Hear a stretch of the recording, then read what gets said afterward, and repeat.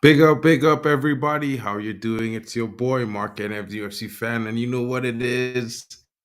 It's the daily update, guys. It's a late one for me, but I just wanted to come and tell you guys, give you guys a little bit of perspective, a bit of my opinions on what's going on right now with Manchester United, guys. And I know a lot of you are disappointed with the state of the season, but I know a lot of you are probably like me and thinking about it in such a way that this manager has had to face a lot of trials and tribulations, and not saying that he hasn't made mistakes or gotten it wrong, but at the same time, we're just saying that if you look at the perspective that we've been in the top six for the entire season, despite the poor performances, despite all the injuries, I might add 61 injuries this season.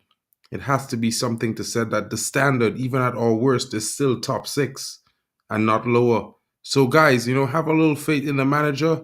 Let's go through some of these articles, chop it up really quickly, and let's hear what you guys are thinking.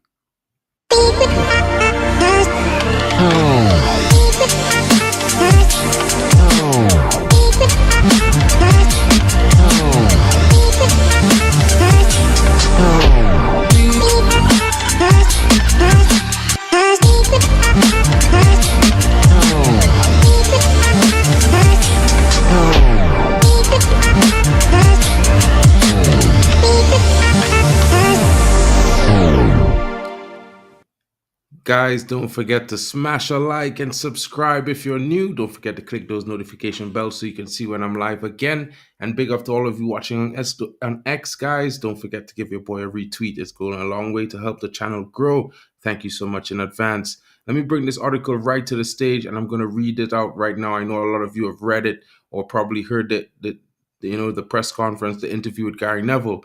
But, Manchester United manager Ten Hag has blamed a lack of continuity and injuries behind his side's disappointing season. Ten Hag's debut 22-23 campaign with the Red Devils saw them win a Carabao Cup and secure an unlikely top three finish in the Premier League, while they also reached the FA Cup final before losing 2-1 to rivals Manchester City. Having brought in Andre Onana, Mason Mount, and Rasmus Højlund during the summer transfer window, United were expected to kick on this term. However, they were eliminated at the group stage in the Champions League and sit sixth in the Premier League table heading into the final few weeks of the season, but could yet drop into mid-table pack with a tough run of games ahead of them. Ten Hag also declared in preseason that he wanted to make United the world's best team in transition, but they have grown a reputation as defensively weak team that is unable to score enough goals. This has not been helped by an injury crisis that has plagued many key players over the course of this season. In a sit-down interview with legend Gary Neville, guys, he was asked what was the sense of frustration over his style of play not working. Ten Hag replied, "Frustration. It's not the right word because I'm a realistic man. Last year when I came in, you make your adjustments, but at the end of the day, it's about winning games. From last year, we found a way to make a very successful team. This year, we wanted to make the next step. We bought a goalkeeper who can play out from the back, a dynamic midfielder in Mason Mount, who has been injured all season, and a goal scorer in Højlund who's young and needed the time. On one hand, we were quite confident that we made the right choices and we can make the next step. But all the injuries are coming, and we made so many changes in the same positions that, like the back four, which is a very true, guys. Højlund and Mount have only shown glimpses of their potential in Erik Ten Hag's team. We've now played 47 games and we had 30 combinations in the back four. They weren't from choices you make. They were forced choices because the players were injured. Anyone with even a little bit of knowledge on football, they would know that that will have a huge impact. Then Casemiro was injured for a long period. We had so many issues in this team that you can't always play the way you want to play. But the fans want to see a successful team, a team that's winning. What we always try to do and compliment to the team in every game, they went for it and they had a spirit. We make the adjustments a little bit in our way of play because when you don't have the left-footed center back or the left side in the full-back position, you have to make adjustments. You want to play. So we did. We are not where we want to be with the way we want to play, most importantly, but the headlines are still there because we want to be proactive, be dynamic, and we want to play a high line. That's what we always aim for. We have made improvements. We score more goals after the winter break. Also, we were more consistent. We haven't had so many defeats in 2024, only 3, but we drew too much. What we can do is put ourselves in a winning position, but then you have to draw to bring it over the line. When you have so many changes in the back four, the rules and principles remain the same, but the patterns are not there. We don't bring the results, and we know that. Guys, what are your thoughts in the comments? Let me know what you're thinking. I know I saw my buddy Manlu Tata is here. ETH, the manager who failed to stop Man City's treble, we will never forget or nor forgive you. Man, you're taking it way too far. Good evening to you, bestie. I hope you're well. How was the bus of shot you were making? I hope you enjoyed it, bro. Did you get it to be sticky? Hope it was good. Pause on that one. But let's move right on. I have one more article where, he was Eric Ten Hag was talking about European qualification and the need for European qualification. So I'm going to just run right into this article right away, guys. Don't be too upset with me, and then we could debunk a little bit, right? Eric Ten Hag has stressed the importance of European League qualification after Manchester United saw their Champions League ambitions ended with the 4 matches to spare. Last weekend's draw at Burnley helped put a top four finish beyond them before faint hopes of sneaking into Europe's competition through fifth were extinguished on Wednesday. Borussia Dortmund's semi-final first leg win against Paris Saint-Germain meant England could no longer secure an extra Champions League spot, while United could still yet miss out on continental football entirely. That is not something under fire Ten Hag is even entertaining, with his focus on securing Europa League by finishing in the top six or winning the FA Cup final against Manchester City. Of course, it's important we have to have two opportunities set ahead of his injury-hit side's trip to Crystal Palace on Monday. There is one in the league and one in the FA Cup final. Ask about the difference in qualifying for the Europa League compared to the Conference League would make United boys. Definitely, it would have an impact on the budget. I'm sure Manchester United is a very attractive team and a club to play for, so many players would be very pleased and very happy to play for Manchester United. I am sure a summer of changes lies ahead at Old Trafford as Ineos try to take United back to the top. Whether Ten Hag is there to lead the side forward remains to be seen, but he believes a better foundation than some portray is in place heading into the summer transfer window. We all know we are still below levels from expectations that Manchester United has, so we have to catch up. I'm now going into my fifth window. I think 2 windows were quite okay. 2 we missed, and we have to make new improvements this summer. But also there's a base in the squad which is very good. Yeah, definitely the injuries have had a big impact in our season. Guys, what are your thoughts in the comments? Let me know what you are thinking. Big up to you, Yali. How you're doing today, bro? Monday's game will almost be as important as the FA Cup final. Newcastle wrecked Burnley today. Chelsea should beat West Ham, so they will go above us also. Well, I'll say one thing about that. I kind of expected Newcastle to win today, but I don't think Chelsea is going to beat West Ham. I think West Ham is going to come back fighting. It's going to be a dogged game, and they're probably going to draw 1-1 or 2-2 or something like that. But I definitely don't think they're going to beat West Ham. But the point about I'm coming here to talk to you guys about, really, guys, I just wanted to give my opinions. Excuse me, so sorry about that. About what the manager was saying, and I watched the Spurs game earlier on yesterday, and Postecoglou said something quite similar about Spurs. But he's nearing a run, about to be on his second consecutive 4-game losing streak this season. And a lot of people say, Postecoglou, he needs better players. The players at Spurs are not more technical than United. But at the same time, I don't look at all teams and all players in that way, because at the same time, even an average player or group of average players who give more effort and are more determined to win will trump more talented and more quality players in a football match, because it's a team sport. What I'm saying to you guys is that, it's not overnight success. It does not happen like that. You can't wake up tomorrow, go to the gym and have muscles the next week. It takes months to grow muscle. So it's the same thing with your brain. Some people adapt in days, some people in hours, some people in weeks, some people in months. That's why there are different levels, and that's why some people take longer to finish courses than others. Some people skip ahead, and some people take long, and some people have to take a repeat in the exam sometimes. So I'm just wanted to say to you fans that, yeah, I know the season has been bad. It has been disappointing. There have not been really good performances. And sure, the manager has not really helped himself. But if you think about the perspective of the fact that, when you implement a new system, you want to focus on that. So even if the key players are out, the players who are coming in, they learn those same routines, so it becomes something consistent amongst the squad, right? And the problem is, yes, I know that our players are limited, and I know that we resorted back to type last season to get the results, but are we never going to take that step forward into the unknown? I feel like it's something more of a fear of falling than actually, you know, thinking that, we can do it, because the team is a good team. Yeah, they have lots of quality players, and even if they're not performing well, maybe they're just taking a longer time to adapt to the new system and learn it. So, because a lot of them have a default to a counter-attacking way of play, which is different from the way we're trying to play.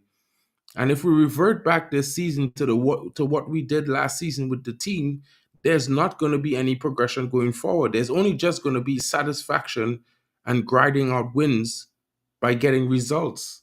And that's not taking United where we want to go. I mean, sure, it's not the standard. I mean, we are Manchester United. We're supposed to be the best club in England, in the world, as a matter of fact, second, if not tied for first with Real Madrid. And that's how I feel as a United fan. But at the same time, realistically looking at things, we aren't there. And sure, we have talented players, but it's a mixed bag of nuts. Some of these players, they came from all the way back to Van Gaal to Jose eras. You know what I mean? And they're still, some of them are still in the team. And while they might just be a slight majority, it still impacts the squad going forward, because these are players who have a default of different managers, and some of them may have ways in their style that they are set into, and it's going to take a while to break the habits. And as we can see, some of them struggle with mentality problems. They're not always as determined and hunger to win as normally. Like, they turn up for some games, and for some games they turn down. Some games, you score against them and their heads drop. So realistically, like, you can't always expect the manager to be all encompassing. It's not the reality. Sure, the manager's supposed to motivate players, but players also have to be self motivated as well. They also have to want to win, not just for the manager. They have to want to win for the club, for the badge, for the fans that are supporting them every single match day. So I think when I say it's a personal issue as well, more than it's a coaching issue, it's because I see the lack of effort in a lot of performances. When I look at other clubs, even Burnley, and I look at them, they run at 90 miles an hour for the entire game. They might not be as good as the United squad, but their effort levels is 100% week in, week out. And sure, lots of those clubs don't have the pressure of or need to win, to support, to please fans like Manchester United, or the fact that the media is not scrutinizing them as much as they're scrutinizing United. That shouldn't take away from your own logic as a football fan, your own realism as a football fan. And sure, lots of people could say to you, but look, Ange is doing a better job. But is he really, though? I mean, we all say manager bounce. Ange is having manager bounce, but it seems to me that he's already gotten figured out this season. You know what I mean? And, it's like people say other clubs have injuries. But look, Tottenham, for example, they went on a 4-game losing streak and they just had 2 players out. If you add the players who went on AFCON, it still makes sense. It impacted them, and it's impacting us all season. But the biggest thing for me is that despite all of that, we've maintained a top six for the entire season. So we're basically the sixth best team all season. And true, it's not great being Manchester United being the sixth best team. We should be the first best team. Yeah, I heard Ange's getting the Best Manager in London award. Poch, Moyes, and Arteta all have had his number this season. It's just funny. You know what I mean? Sometimes I think it's just agenda based, because, I mean, he's on a 3-game losing streak at the moment. He already had a 4-game losing streak during AFCON. Like, if he loses to Liverpool, that's 4 games lost again in a row. I mean, how good is he really? But you look at De Zerbi, and I don't even like De Zerbi really that much. I think he's a good manager. I think he might do well in the future. But at the same time, I still think he's not good enough because he's getting drubbed up week in week out by teams that we have beaten. He can't when he concedes in fours. He doesn't concede in pairs. He concedes in fours. That's insane. And if that was to happen at United, it would be crazy. It would be meltdown city, man. And but some people say if he gets better players, he'll do a better job. I could say the same thing for Eric Ten Hag. And I am going to say the same thing for Eric Ten Hag. If he gets some good players, two quality midfielders in the summer, two young or mid-age experience, when I say like 25 to 27 years old, you know, and they're coming into their second contracts, they have a point to prove. You get them into the team, one left-footed, one right-footed. You get a fullback and possibly a striker. And Manchester United is going to be a different beast next season. Options is what this manager has lacked. I feel like a lot of people are focused on what they've seen him do in the first season. And he might have just been doing that because of the situation of the first season. You never know. You can't set it in stone that, oh, just because he did that in the first season, that's exactly what he's going to do this season. Like last season, if he had a core of 14 players he could trust, I'm fine with that.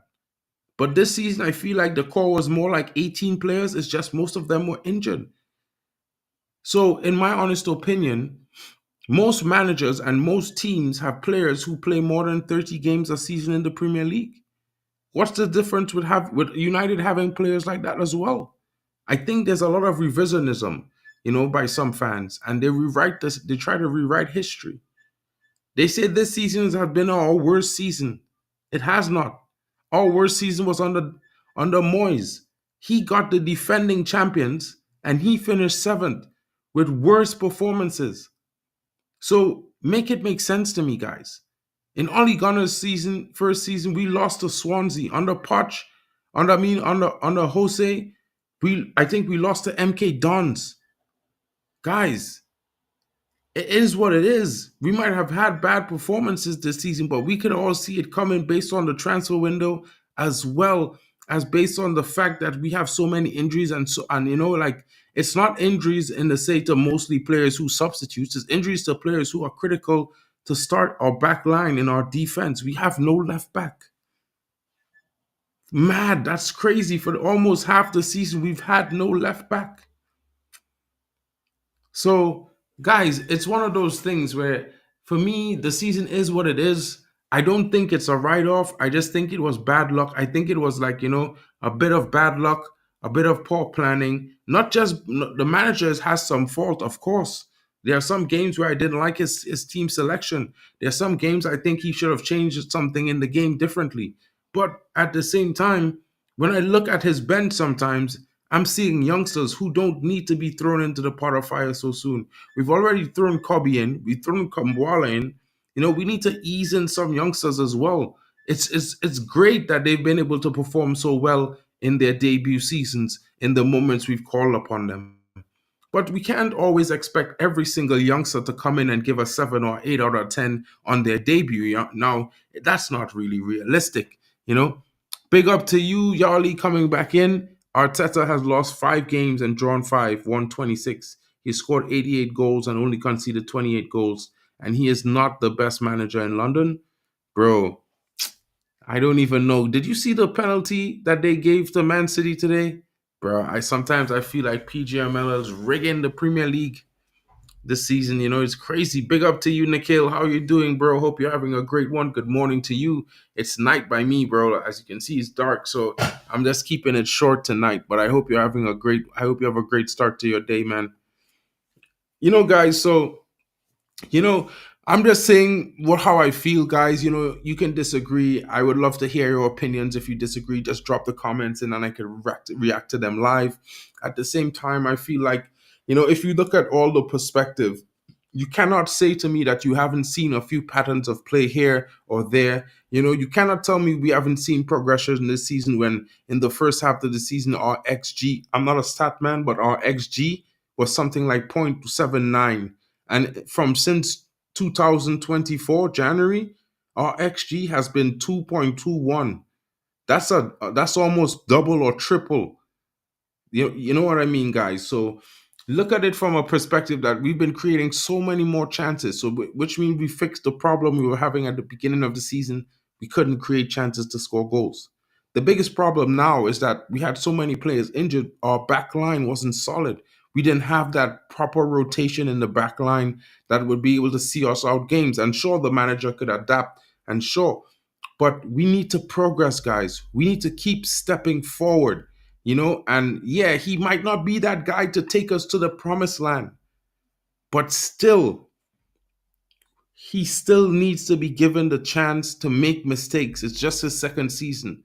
We all celebrated last season. We were performing really well. There was one point where we were second in the table. I think it was for like 2 or 3 weeks. We were undefeated for 21 games or 22 games or something like that. You know, and this is with a manager that compromised his style last season to play to the strengths of the players he had in the squad.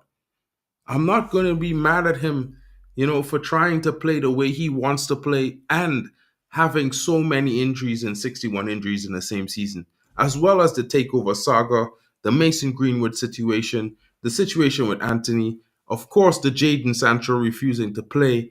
It's been a lot. You know what I mean? We still had the Belfast Babe situation as well. We had Garnacho making his little, frustrating moments. But, Garnacho showed a lot of maturity, being able to realize that what he did, he should not have done. Whether he agreed with the manager or disagreed, he learned that when he realized for himself that, maybe he should keep that in private and discuss that with the manager, not just put that out on social media to undermine him. So big up to him. You know what I mean? Congrats to McKenna, 100%, and Twanzebe on getting promoted to the Prem. That's a big one for McKenna. You know what I mean? And I always liked Twanzebe, to be fair, Alien. So for me, Twanzebe was one of those players I would have always want to have in the squad. So I thought he should have been given more of a chance. But, like, life is funny, man. Like, some guys, you like them, but they just don't do it or don't deliver or they don't get the time. Then others who you don't like, they just keep getting chances and you wonder why. At the same time, like, bro, we're not in training, so it's hard to say. So sometimes it's just like that. For me, I understand, and I know you, my bro, Alien, big bro. I know you're at every single game, and I know you're one of the most passionate fans. You've seen it all, for me, and I will always take your advice. And I feel like, it's been a long ride this season, up and down, but I feel like it's gonna get better. I don't know why. I just have the feeling that it's gonna get better, and I think this manager could do a better job if he gets proper defenders who could play that high line. You know what I mean? I feel like if we had a proper, energetic, younger version of Casemiro, that single pivot won't be looking as terrible as it is. Big up to Alien, big up to the chat, big up to everyone here. Big up to you, Compost. I see you're back. Orange is already moaning about his squad. He's changed his tune from last year. Big up. I know I've been talking about that, bro. Everything he has tried this season has seemed to not work apart from him blooding in Kobe. That's not really true. Kwambala had some good games when he came in, So I feel like not only that, but you see some really good performances from Hoyland in stints. I mean, he was the top scorer in the Champions League in the group stage all over the tournament until the round of 16 ended, and then you see a rich vein of form from him at the start of the new year, and then he got injured and that momentum was derailed. But you're seeing performances, you're even seeing improved performances in Harry Maguire, Wan Bissaka, who I'm not a fan of, and going forward he's been much more fun to watch than before in the past. Dallo has been one of the most consistent players this season. Andre Nana, I after the first couple of games I wanted him out of the club, and now he's been putting in some really good performances. And I'm saying, well, maybe it was just him joining the team and it was too much to bear. And then he finally settled and now he's starting to thrive.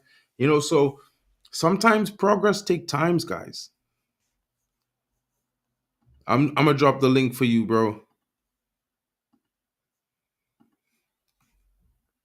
I'm gonna let you have one of the final says. Big up to you for coming in, Alien.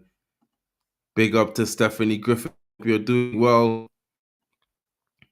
Rasmus is one of our players for the future. I've never said anything bad about that young man. I know it's true, bro. I'm just putting it out there. Like, sure, the manager has made mistakes. Like, I would say it again. There are some games, some of the substitutions he made, I wasn't totally agreeable with it, and I feel like he could have done better.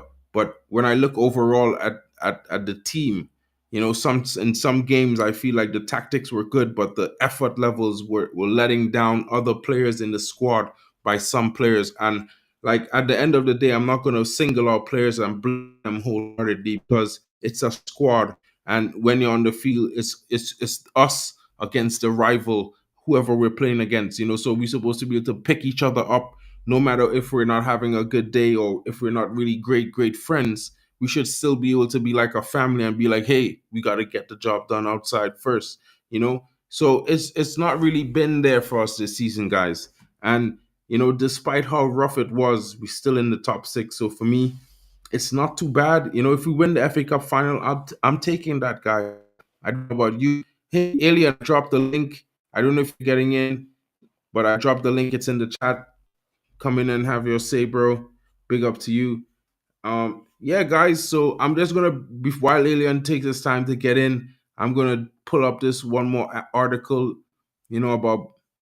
So it was interesting when I read about this because I hear a lot of news about people, possibly losing their jobs at Manchester United, but at the same time, while it's one of those things that you don't really want to hear, when you hear the reasons why, it kind of starts making a little bit of sense. And so Jim Ratcliffe was, doing a little bit of a investigation and inspection of the facilities at Carrington, and he's complaining about the high degree of untidiness, as he labeled the IT department a disgrace. He was completed his he was moving through and making an observation this week, accompanied by some of his close associates, including interim CEO John Claude Bank. In a meeting with United employees, the people person covered a report which stated that Ratcliffe instructed those on the Red Devils payroll to instantly return to home office as he seeks to bring an end to work from home culture at Old Trafford. The Oldham-born billionaire is also believed to have told United staff his primary goal is to restore the 20-time English champions to the pinnacle of world football, an objective he claims to achieve sooner rather than later. The newspaper also states that the businessman warned that untidiness certainly won't be tolerated under his regime. Ratcliffe is said to have addressed all staff, which was seen by the Mail. I had a good 2-day visit both Carrington and Old Trafford this week. As ever, I was made to feel very welcome. Thank you. I had a good tour around some of the facilities. I'm afraid I was struck in many places by the high degree of untidiness, in particular the IT department, which frankly was a disgrace, and the dressing rooms of the under 18 and under 21 were not much better. These standards would not come close to what we would expect at Ineos, and we are a chemical company. Manchester United is an elite sporting organization. His note further is that it's a small thing in many ways, but unless an organization has standards and discipline, it will not succeed. He encouraged staff to step up their efforts to ensure the highest standards are maintained at Old Trafford. I would be grateful in the future if we could adopt the proper standards of housekeeping everywhere. It reflects poorly on the club if we have visitors, young player parents, new players, and the media, and they see that we don't care enough to keep things ship shape. And that's what the interim owner and minority stakeholder had to say. Guys, what are your thoughts on those comments? I see Peter's in the background. I'm going to bring it in right now. Big up to you, my brother. How are you doing? I hope you're well. You got Mark, man. Cat, how you doing? I'm chilling, bro. How are you doing, man? Yeah, I'm fine. You know what? I've got a first for you, bro. Yeah? I got an email. Excuse me. Can you hear me? Yeah. Yeah. Yeah, I got an email last night from Man United, 8 o'clock, 8 p.m. UK time. I was gaming, yeah, and it said, my name's obviously Peter. Your upcoming game, Arsenal, yeah, you have been selected for a trial version of our new ticketing system. Yeah. Now listen to this. I'll break it down quick for you. I'll cut through the red tape. You have to be a member. You have to have actually the Man United app downloaded to your phone. Yeah. You have to sign in to that app. You have to be a member of Manchester United, whether you're a season ticket holder or just a fan who is an official member, but not a season ticket holder. Yeah. And you can only download your ticket 3 hours before the game. Mm-hmm. You cannot pass on your ticket to anyone else. So, i.e., if I turn around and said to you, Mark, yeah, I can't go and see Arsenal next week. Log into my account. You can use my ticket. They stopped it because it's downloaded. You have to select the device you want to use that ticket on, and it's bound to that device. So, i.e., your cell phone, mobile phone, is the device only you can use to go and see Man United. 100%. You're Yeah, the bro. first one to do it. I've been trying to get on channels today, and no one would. Mick was going to have me on his channel last night, and obviously for other reasons. Yeah, and Stephanie goes, sounds like electronic tagging. There, it's sinister, Steph. It's sinister. It is. This is. Right? I heard a rumor halfway through this season, that when Sir Jim came in, if you're not official, if you're not a season ticket holder at Man United, you're an official member. You can log on and apply to buy tickets. Usually costs around £49. I heard the rumor they're going to be minimum £100 next season. I heard so too. Yeah, Because I have the app and stuff and things, so I always try and I trying to build up my record so I could get more access to certain away games and stuff like that. Because you need that merit, right? So when I saw a message this morning about they want to if I want to renew my membership early, because like me and my cousin, we share a season ticket, so I was like, you well, can't do yeah, that now. You well, know right. what, Mark? Right? This is what you must understand. What I'm saying is, I could give you my login details to my account, and you can sign in. I can give you my password, sign in, because you're not using officially my mobile phone. You cannot use that And ticket. you You can't cannot use the even ticket. do that. You can't do that They're now. stopping now. So now we deciding to try and see if we get, it's like we deciding if one of us go and get the hospitality suite, for the season. So Listen to that this, Mark. Yeah, you know me. I was saying it all along about Sir Jim. People was working for Sir Jim. You're now seeing the benefits of Sir Jim. You know what he's doing first? Efficiently taking money off you. yeah, He's done nothing. He's gone to the government and Manchester Council with it cap in hand, going, I need money to buy Man United. I mean, excuse me, mate, aren't you a multi-billionaire? Yeah, hundred in percent. name only, mate. Yeah, in name only, you're a multi-billionaire. This man paid 1.5 billion into Manchester United, and guess what billionaires do, Mark? They want their money back, don't they? Obviously, Because they they want it don't give it away twice. for free.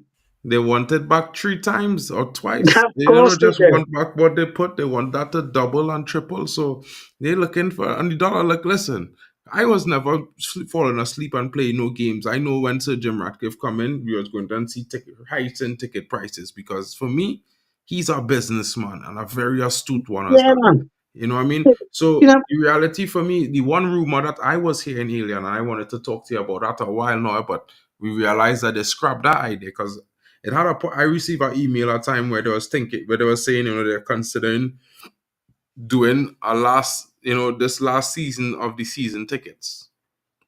And yeah, I was like, what?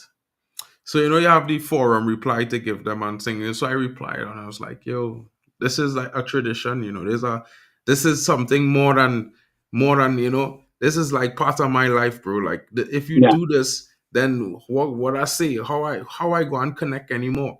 And like get back a reply. Sometimes it's automated, and Well, just ended up stopping it. And I not because of me, but probably because of all the other season holders, ticket holders who replied. look, Mark, it's like this, yeah. Right.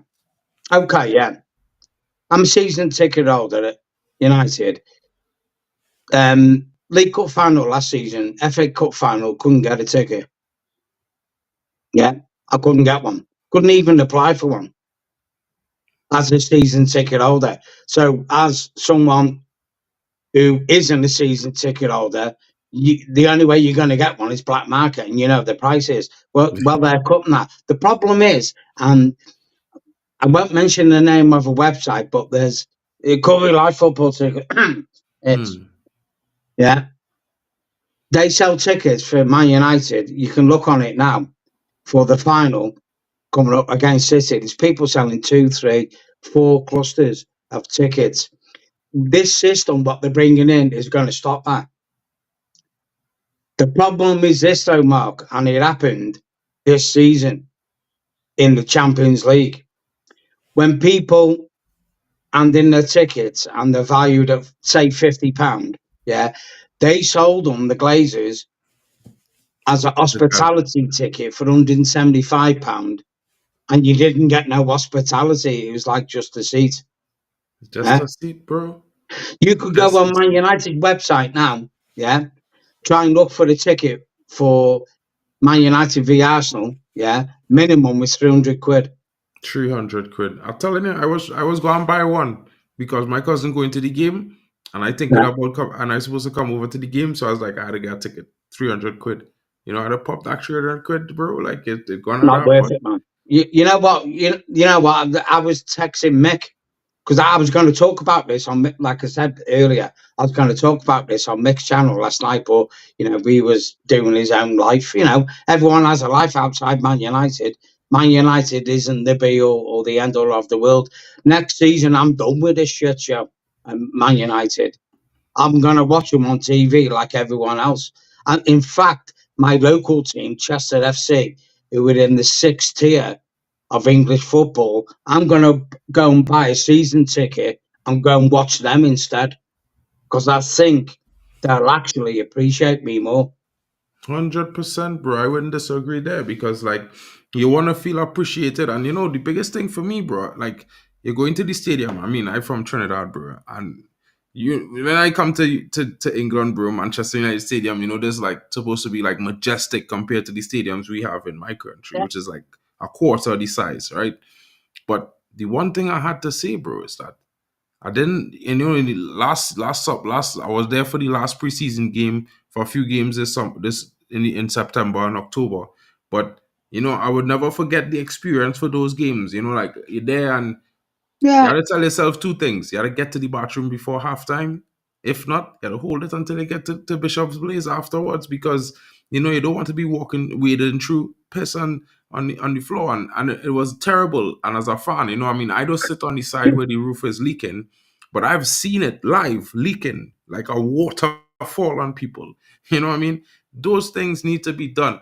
And like, bro, like, to be fair, I'm super grateful that our ticket prices were like 35, 45 quid, 55 quid, max. You know what I mean? But if every ticket price raised to 70 quid, I'm fine. But 100 quid, that's a The real bomb. drastic increase. That's a Mark, drastic I'm increase. telling you, man, that them days are gone.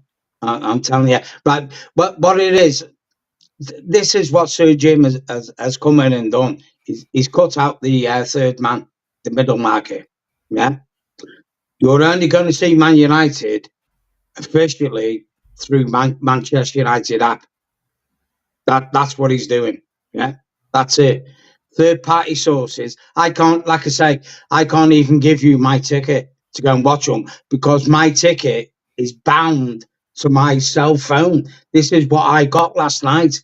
It specifically said, be careful what device you are downloading this on now, because this is going to be bound to this device. You will have to contact Manchester United to change it, i.e., inverted brackets, if your cell phone breaks and you have to buy a new one, you'll have to contact Manchester United and say, and I've got a new cell phone. Can you authorize? It's a bit like Apple. Now with Yeah, iTunes, when you buy an iPhone 100%. back in the day, that's what it is. It's exactly what it is. You cannot even pass it on to friends unless you 100%. actually give your cell phone to your friend and Look at go, look at look there look it what is. Yali's saying here, Peter. This is exactly, Uh, I mean, granted, like usually I have the season ticket for like half the games a season to go to because but I like to go to away games when I in London and thing because I would be usually down in North Greenwich area, so I want to go to the West Ham yeah. game. I want to go, all the games are wrong in that area, right? So it literally would cost me about 300, 500 euros to go to Okay, it's a those lot games, of money. each game. It's a lot of money, and for me, no, I don't mind in in the certain case, it's my team. I work in, I make Yeah. sure I put aside my thing to support my team and whatnot and whatnot. But when they consider fans who are also like me, are international fan, but they're working at their international currency. And if you look at what Nikhil's saying here, 300 euros is 540 New Zealand dollars. If It's a 300 lot of money. euros in my currency, where I'm from in Trinidad and Tobago, is 3,240 TT dollars, bro. Some people is work for that a month. That's their salary a month. And that's just for the ticket. I Then you got know. your travelling costs. You got hotel costs, because obviously you're not going to go there back to the game back if you're travelling long distances. It's a lot of money. The thing is, though, Mark, is another thing I want to touch on. I mean, I rung up one of the guys who I travel with on the coach with the one of the official Man United supporters clubs. There's a few older people. I mean, look, I'm 60 years old, but there's older guys than me. They struggle with modern technology. This is designed to get rid of them people, they, i.e., legacy fans. That's all it is. They don't want them. These guys have been going 30, 40 years, and it's like, you, 100%, bro. That's how I your felt when I loyalty saw that means message, nothing. bro. That's how I felt when I saw that message. And I'm not even like one of those fans who have their name on the seat. They've been there every single year for the last 20 years, bro. And for me, those kind of things is treacherous. So something needs to be done. I mean, hopefully they kind of, maybe there's that trial situation, it comes to an end, because the reality of it is a season ticket is something some families is share. If you have a season ticket, your son might want to go to a game. How he go and go to the game? You know what, Mark? Right? Yeah. I rung up one of the guys I travel with. He's also called Peter, like me. Yeah. And he didn't want Qatar owners. He wanted it to be owned by English. I said, this is what you've got now. Like I said, the difference between Qatar and Sir Jim is Qatar would have come in, would have built a state of the art stadium, would have built it for the fans, would have enjoyed the fans, praised the fans. Sir Jim has come in, and if you pardon my language, he's pulling our pants down and raping us. Hmm. That's what he's doing. Bro, That's I what just he's saying, doing. Like for he's the me, seventh Glazer man. yeah, yeah. For me, when I heard Qatar was buying us, I was excited. One, the Glazers would be gone. Two, I know how these people is think. They have a huge thing about customs, not just their own customs, but the customs of the Yeah, club. And knowing the club have legacy fans, you yeah. know what they would have done? They would have built an entire stadium and put all the legacy fans in parts of the Yeah. stadium to help boost the chairs with new Facts, fans man. It's coming in. facts. And for what Sir Jim Ratcliffe and the measures that they're going through right now. Now you But can't even share your ticket now, bro. Think about it. You have a kid, bro. okay, Mark. Yeah, sorry, dude. You tell me what Sir Jim's done. Yeah, yeah. He's got Matt Brailsford in. Who's the other guy he's got in with his cycling team where they used to, you know, the old stuff. You know what I mean? You chop it and you sniff it. and all that. Like, they got the Barada from Man City. This is the guy Barada from Man City who actually let Cole Palmer go this season, and he's bowling at Chelsea, and everyone's going, "Oh, we got Barada from Man City. He's a great guy." Well, how come you let Palmer go then? If you're that good, nah. So, I so mean, Jim's getting all his little mates in. Yeah, you tell me the only thing he's done so far. The only thing he's done is implemented devices that's making money for him. he must. That's the facts. That's what he's done. Like, he's done nothing to improve the club, nothing to improve it for the fans. He's just put things in to go, I'm going to make money. This is what he need to And be you know, when he doing. said it, I want to make a brand new stadium for Man United. Yeah, you're going to pay for it. Obviously, bro. I laugh at No, that, bro. I laugh at that, bro, when Aileen I hear Tanner that, won't bro. pay for your shit, bitch. Fuck you. Bro, because for me, when I look at that, when I hear them say that, I just laugh. I was like, but where the money coming from, bro? You could even buy this club. Exactly. You could Coming from even buy us. this club outright, bro. Where you gain 2 billion to build a brand new stadium, then? Now, honest Peter, right? If he started building the stadium 2 billion, and the year before the stadium finish, or 9 months, or the season before the stadium launch, he say, listen, we're going to raise ticket prices, we're going to double ticket prices, but you have twice as much leg room for the tall fans who sit in the Yeah. stadium. Like, I sit in the Sir Alex Fergie stand, Peter, ND 340 or 34, something like that on that wing, right? And these seats, Peter, if I sitting down, my knees are at the side of the person who's sitting in front of me. Seriously, Mark, man, if you was anorexic, you'd have trouble sitting in them seats.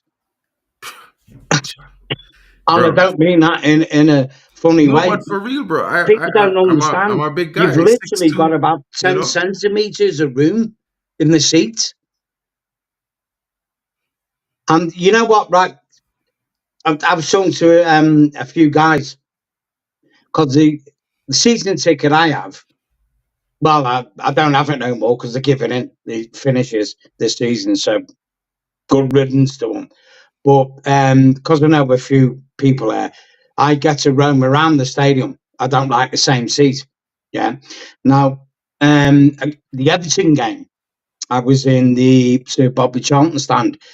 I was talking to people who'd been in there 30 years, and they're moving them to make way for executive seats. Now, in the north east corner, they're doing a new seating section, hospitality section, called the Devil's Bar. Yeah. They've moved season ticket holders, who, like I said, have been there 20, 30 years. It starts from £4,000 a year upwards. This is what Sir Jim has done. Bro. He's done nothing in the stadium to improve it. All he's done is come in and learned, how can I make money? How can I make money? Am I going to reshuffle the pack to make money first? And to all the, 100%. and I apologise again for swearing now, to all the fuckers who wanted that English bastard in, who tried to buy Chelsea and Barcelona first, this is what you've got. Be careful 100. what you wish for. Bro, when I This is when what I you've when I got, hear like. Barca refuse him, I say to Yeah, myself, I say to this, myself, something about that don't sit right. Football legacy, bro. Football legacy. They didn't let him in. You understand? Yeah, the Devil's Bar, you're not right, bro. Like, I watching it right now, bro, on the app here right now. The Devil's Bar is one. It's at the United Road Bar is our next one. Salford Suite, yeah, which is more yeah. money. Manchester Suite. In 1968 Suite. Knights Listen, Lounge. Mark, yeah, Captain's right. Lounge. Listen, just down the road from Old Trafford is Lancashire cricket ground, yeah, which they use that for hospitality for Man United anyway. They sell tickets. This is even before Sir Jim bought him. They sell tickets, hospitality tickets for Man United, and it's at Lancashire cricket ground, which is like 10 minutes walk from Old Trafford. He's even going to expand on that. Sir Jim is. It's like, but I'm the big billionaire from Ineos. Well, where's your money, mate? Because this is what 100%. people didn't understand, Mick. Sorry, Mark. This is what people didn't understand is, yeah, Sir Jim has bought a quarter of Man United. How much money have the Glazers put into Manchester United since they've owned us? Zero. And they're expecting, oh, Sir Jim's bought a quarter of shit. That's what he's bought. I'll be truthful. He's bought a quarter of a turd. And Sir Jim's going to make it all great and fine. Well, who's going to pay for it? Like, We gotta pay for that, bro. You ain't seen the reality is there for everybody to see.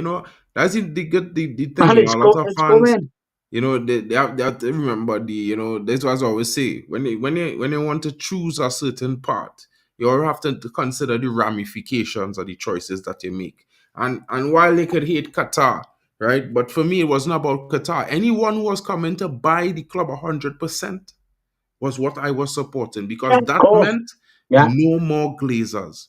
And a lot of fans started to pick and choose, and that is the biggest problem. And watch, is the biggest Excuse me. accomplishment of that situation? And I'm going to say this: a lot of fans didn't even realize the biggest accomplishment of the Glazers is that we no longer are Glazers out. We have not protested our Glazers out. There hasn't No, been much Glazers out banners since Sir Jim was announced. You know no, what it has been? The team, Ten Hag, right? And the structure coming in. That's all fans on about. Nothing. As far as most fans and tubers concerned, Sir Jim is the owner of this club.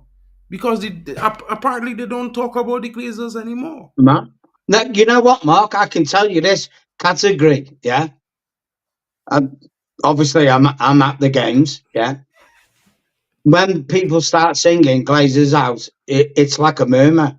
Whereas before Sir Jim come in, it was you could audibly hear it, and I'm sure a few people have DM'd me, that on the TV they've edited it out how bad it was audible. You can't even hear it in the stadium anymore. It's like what Sir Jim's come in and made us passive aggressive. You understand what I'm saying? 100%. When the reality of Sir Jim, its own. If you think we was a shit show under the Glazers, wait till you see what this guy's gonna do. I'm being Girl. serious.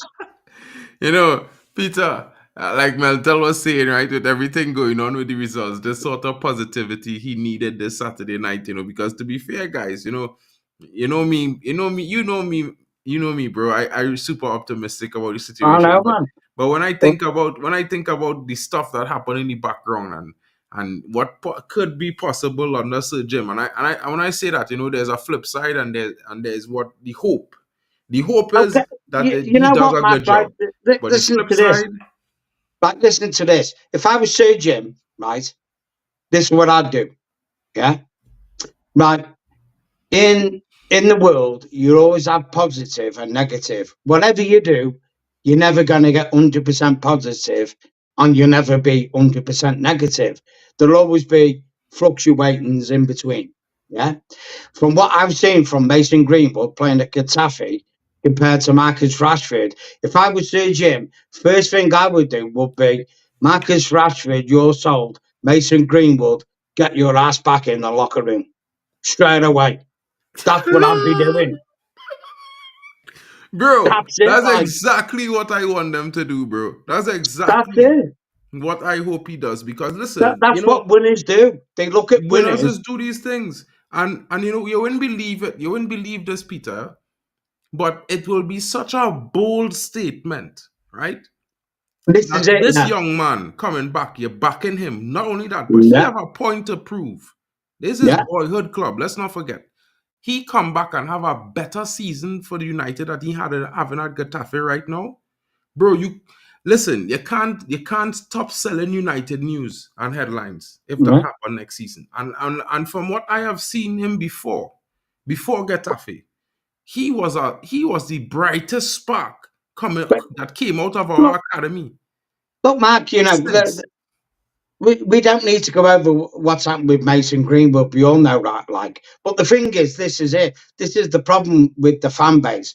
We're all the fan base, and I don't mean to be derogatory to anyone in the chat, you or me. We all have our opinions. We all make, how can I put it, stupid choices and things at the time. But sometimes you have to believe what your eyes see, don't you?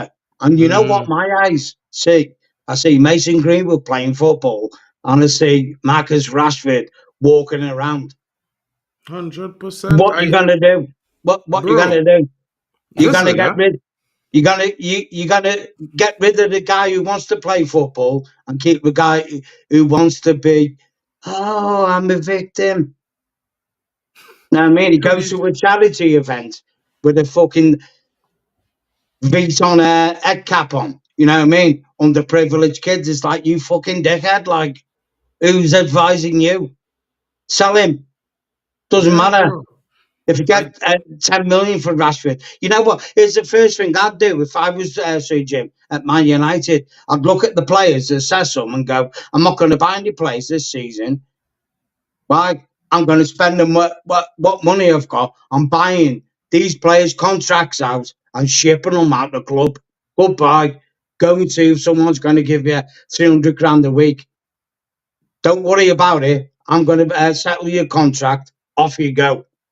Oh, but 100. Man United could get relegated. I'd rather get relegated with players who want to play for this team. Hundred That's it. percent, 100%, bro. Because like, this is why I be saying, bro. Like, listen, right? You see this young man. Despite what all people have to say about him, if you watch him in games that get tougher this season, the effort levels for a Yeah, fellow who wouldn't play football in 2 seasons, to bro, they can't stop talking about this guy in Spain. You know, in Spain, every top team want him. they want Juventus him. want him. Milan Yeah, want him. Milan, they all want him. bro, everybody want this guy, and you know what? We don't want to keep him. Even Premier League clubs are interested in signing him, and I could tell man for free because I got asked from my friend that it have top teams in the top 6 clubs that interested. So I, for one, I just keep it a buck, right? Now what happened? No, We're not condoning that for any way. We never will ever no, accept that from anyone, but I will say this: as long as he's not guilty by a court of law, he need a second chance. He exactly. deserve a second Yeah. chance. And the He's way he not performed guilty at Gestafe, he's of showing that anything. he deserve a chance. Well, let's put it this way. Let's look at it in the light of day. Did Mason Greenwood fuck off to Ireland and get pissed up before the big game, like Marcus Rashford did? But that's okay. That's okay. Mason Greenwood's been put through the mill. By the way, Mason Greenwood's actually married to the woman he's supposed to have smacked around, and he's now got a child with her. But A you daughter, gotta, a pamper to daughter the as well. virtue signalers, haven't you? You know what I mean? A You gotta daughter as pamper well. to them.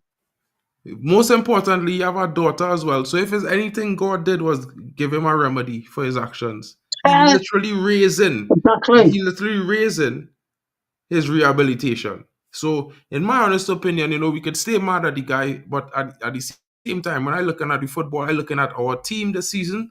Our team is screaming out for him, and the manager Listen, and the team players wanted him back. They was willing to go through fire and water for him this season. okay, this is how fickle football fans are, Mark. I'll just go off ball a minute, yeah? Diego Maradona, cheating little bastard from an Englishman's point of view, called it the hand of God, banged it in, was a perpetual cocaine sniffer. But everyone says he was one of the best footballers that ever played. Get the fuck out of it. The geezer was a cheating little bitch. That's it. Like, the top footballers, Pele, Zidane, Van Basten, and all them, I can go on. Don't fucking cheat and don't use drugs. But Mason Greenwood's been tried and nothing, but you don't want him at the club. Sometimes turn the lights off, go in the corner in the dark room and contemplate your fucking life. You know what I mean? Seriously, get a grip of yourselves, people. 100%, bro. Like, not trying to offend anyone, but at the same time, guys, we all have to sit back and take a step back and realize we all human. We ain't perfect. We ain't perfect. No Exactly, one yeah. is. And you know what? We could do is try to be the best of ourselves every day going forward And that we can. anyway, Mark, yeah, let's say this while we're here. I put a comment on Vic's channel the other day, yeah.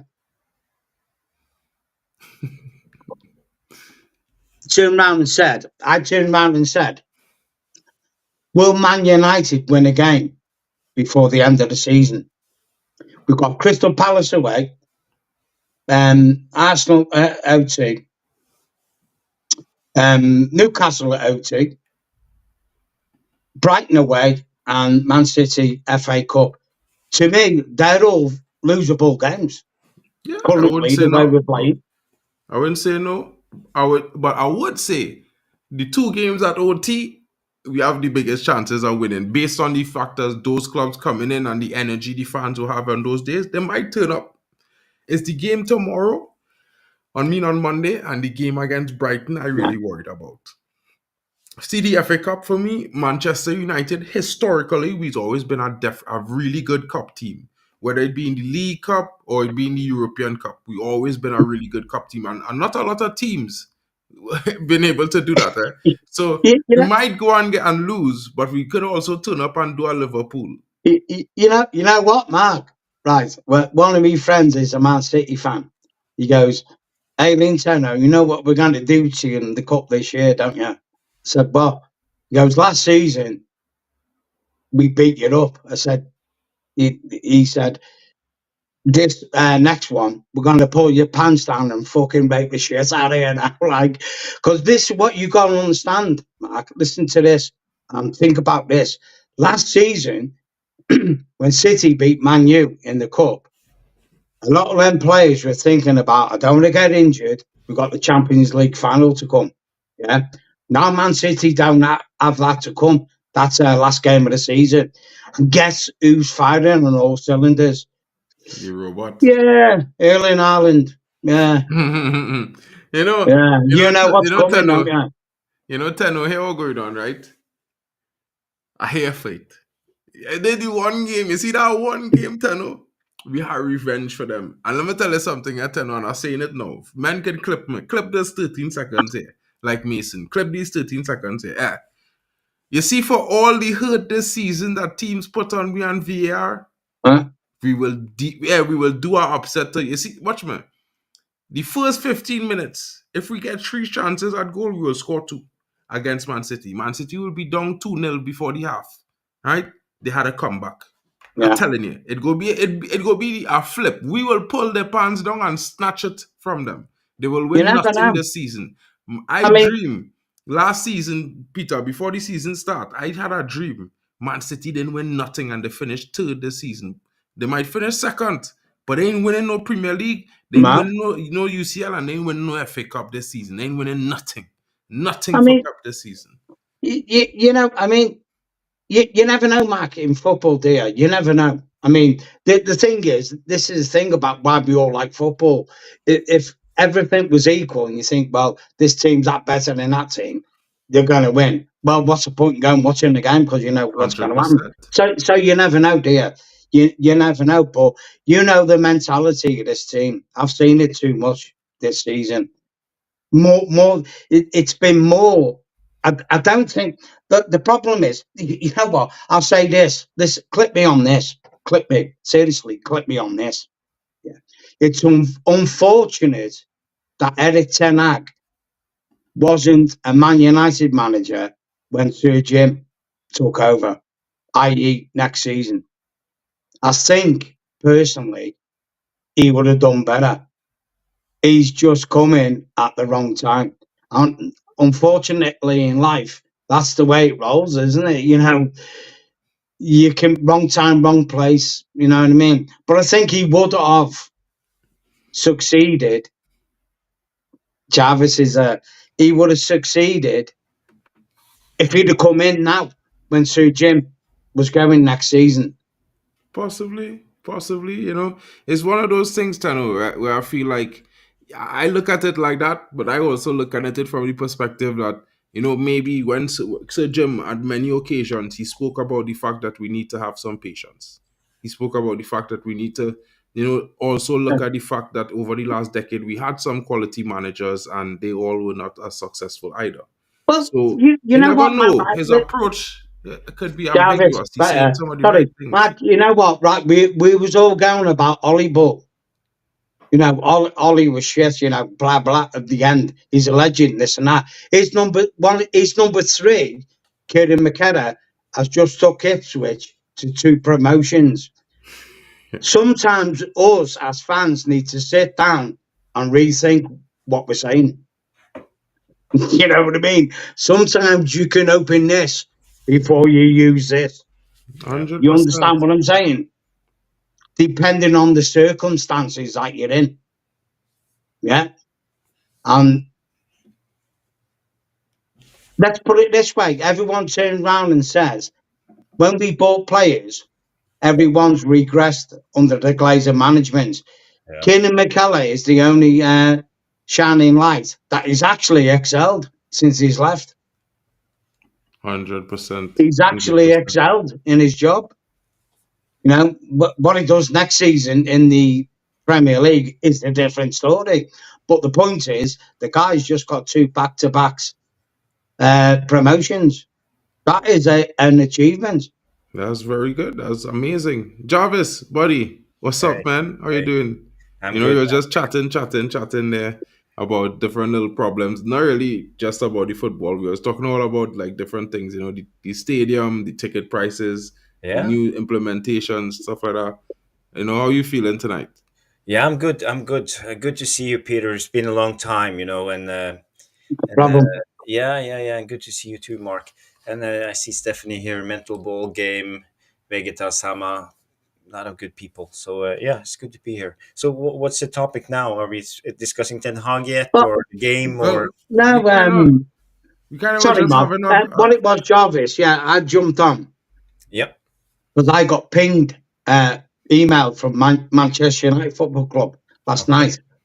Yeah, saying they've put me on a trial list for app-only tickets.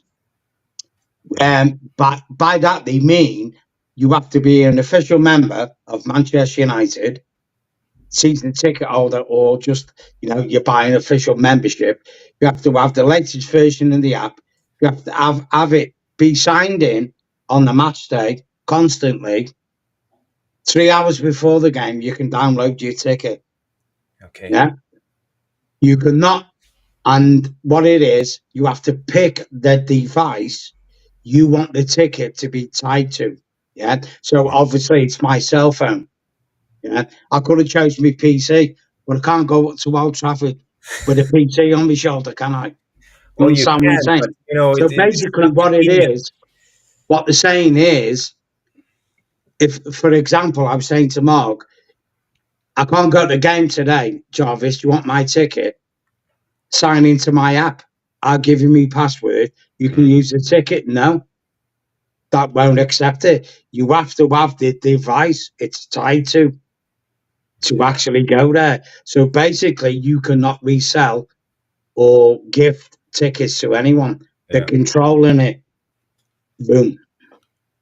So basically, all they want to do, they want the tickets for people who's not going to the game, and resell them for a higher price. So that's it. Yeah, more money for the club or the Glazers. Yeah. Or exactly. Now the problem is, you can't give away to someone else. Is a scenario I was thinking last night after I got that. I had a few beers. I was thinking, you know what? This is going to be a shit show. Imagine if you get 20,000 fans arriving to Old Trafford an hour before kickoff outside, and the internet goes down outside Old Trafford, and you can't access your app to get your ticket. Because what it is, listen to what I'm saying carefully. You can download the ticket 3 hours before kickoff, but you must have an internet connection to go into the stadium. So even though you've downloaded the ticket 3 hours before the game, if their internet goes down, you got no connection, you can't go in. Yeah. You're blocked out. Can you imagine the chaos? It's going to be trouble. We all know the internet. This is a place of no expand. Yeah. But yeah, I don't know. But they must have some kind of backup, some kind of list, something they can just punch on their computer at the gate to verify. No, it's got to be on your Jarvis. This is what I'm saying. That I was going to say this on Mick's channel last night because I was supposed to go on, wasn't I, with you and Mick? Obviously, you know, I'm being trialed on it. I've been selected to trial it. The only way you can do it is to download it on the app. You'll be allowed 3 hours before the game to download it on your selected device. Obviously, my mobile phone. It's tied to that mobile phone, and I must have a constant internet connection to scan it to go through into the ground. Okay. So if the internet goes down, that you can just take a screenshot and have it like no, you can't do it now. No. You know why? You know why, Jarvis? Because here what happened, right?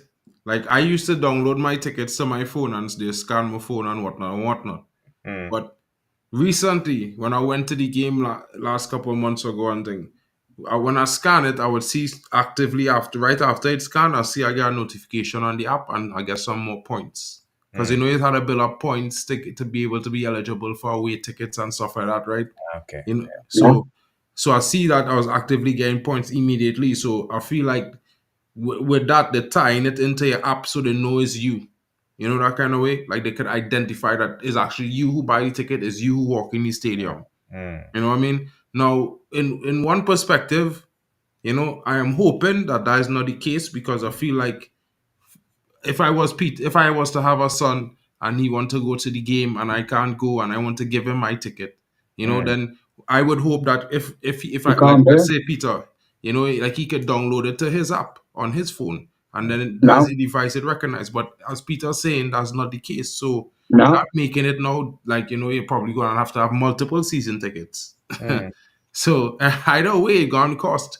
Because the prices of the ticket go on double as well, Peter's saying. I would say another problem would be, for example, if you have let's say you have a lot of Asians coming to Manchester, they usually don't have internet connection. They depend on Wi-Fi to get online. How are they using the Wi-Fi on Old Trafford? Because all of us know it doesn't work. Yeah. Especially when it's game time, 70,000 people connected to that Wi-Fi at the same time. So it will be chaos. I sent a screenshot, Jarvis, Mark. You'll have to get in touch with Mick with the conditions on my email. I sent it to Mick. So if you get in touch with him, it'll tell you and it specifically says it's tied to the device you want to use to get into the ground. If you read between the lines, that means it's tied to your cell phone, your mobile phone. Yeah, that's it. Because sometimes I used to download my tickets from my PC, transferred it to my mobile phone. That's gone. So Pass Wallet, Google Wallet, finished, gone. You can't use them. You can only use the official Manchester United app. You have to be an official member of Man United. Minimum price £70 a season. No, actually, minimum price is £40. That's for the light ticket. No, the light ticket is 20. Well, yeah, but you know what I mean. If you want premium, minimum £75. I think it is £70, £75. Even think about trying to get through the door. Even to think. So if like I said, Jarvis, to Mark, if the internet goes down, and you know the internet can go down, can you imagine it at a really important game and the internet goes down at Old Trafford and there's fucking 40,000 people stuck outside trying to get into the ground? Can you imagine the chaos? That would be real chaos, bro. Real chaos. It's crazy. Peter, it's also very like age discriminatory, because you have a lot of older people who's been going to games, people in their 70s, in their 80s. They're not depending on their like technical smart Man, device stuff like that. that's They what I'm want their saying. paper ticket just to go to the match. How are they supposed to go to the match? Well, the thing is, Jarvis, I was saying to Mark earlier, I go with the North Wales Chester Supporters Club, Man United on the coach. And I'm 60. There's a lot of older fans than me that go on it. And they're not like tech savvy, if you know what I mean. And there's one guy, I rung up this morning, old Phil. He's like 80 years old. He was nearly crying. He's got a flip phone, an old Nokia flip phone. He goes, "How am I going to do it?" I said, "Don't worry, I'll sort it out, mate. Don't worry. I'll get you a cheap smartphone and, help you sort it out." They don't want them people. This guy's been going to Man United for 40 years. They are just in an instant, boom, goodbye. We don't want you. 40 years of service. Yeah. Goodbye. That's all. That's what they're doing to them people. Yeah. That's your club. That's our club. Sir Jim, the saviour. What can I do? First of all, I'm going to pull your pants down and enter you with no fucking loop. That's what he's doing. It's not good. It's not good. I hope they figure it out, and because this doesn't sound like a solution that's I would say suitable for a big club like Man United. What is the other clubs doing? Do we know what Spurs and Arsenal and what it is, Jarvis? Yeah, what are they doing? right. How are There's they solving this?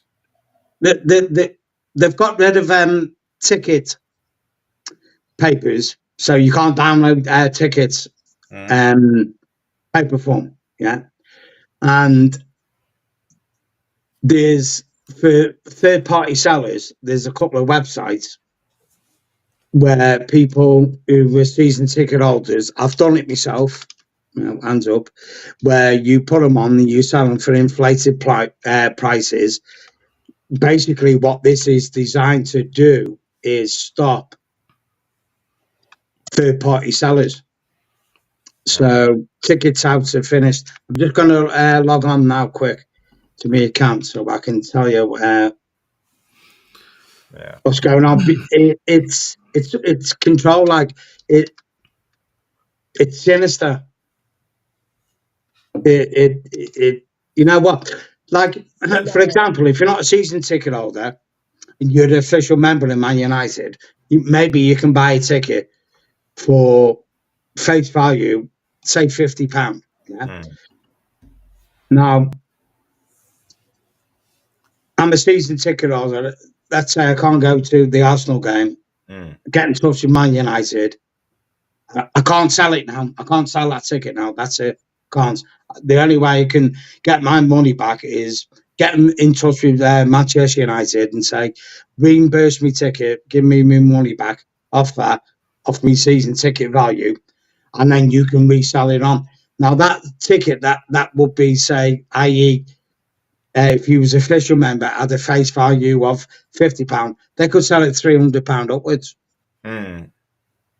And you can only do it an X amount of time, and then your season ticket will be retracted. Isn't that right? Yeah. You have to go. You got to go 80% of the games. Yeah. Okay.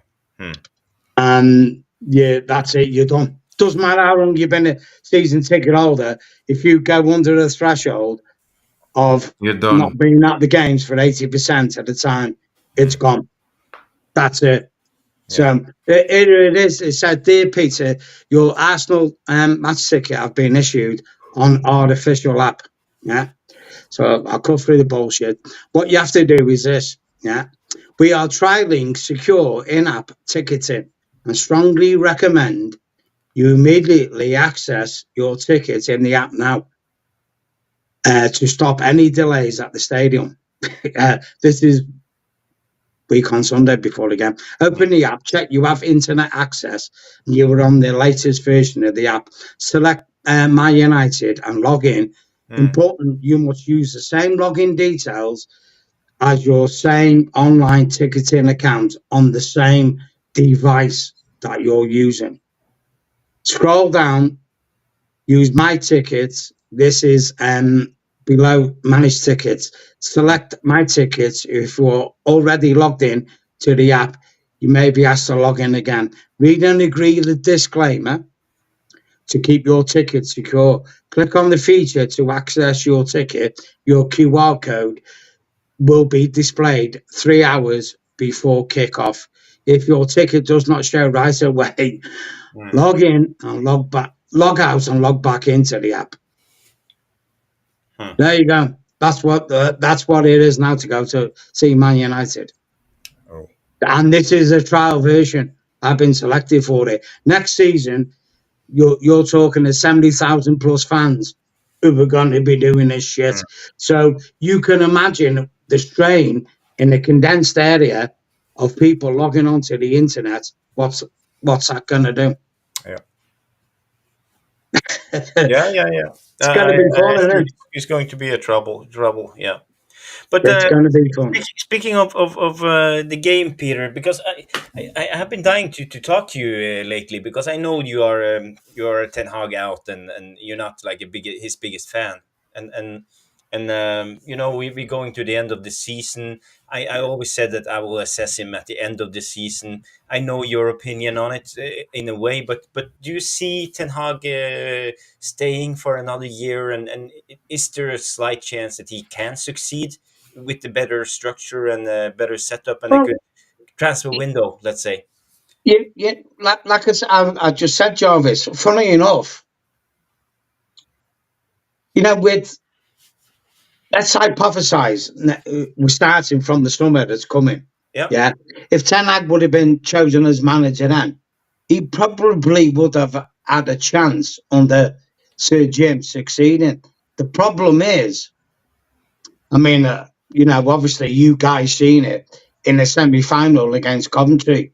Sir Jim just run a marathon, done his own personal best, and the next minute his quarter-home team epically fucking bombed out, didn't they? And you could see the look on his face as if to say, well, yeah, okay, maybe he's not. I don't think Ten Hag's the right man. I don't. I haven't got a problem with Ten Hag as a person. I haven't got a problem with him. I just don't think. Sometimes in life you have to look at it from this viewpoint. Maybe you're just not the right man for the job. It's as simple as that. It's always a possibility he's not the right man. That's true. That's true.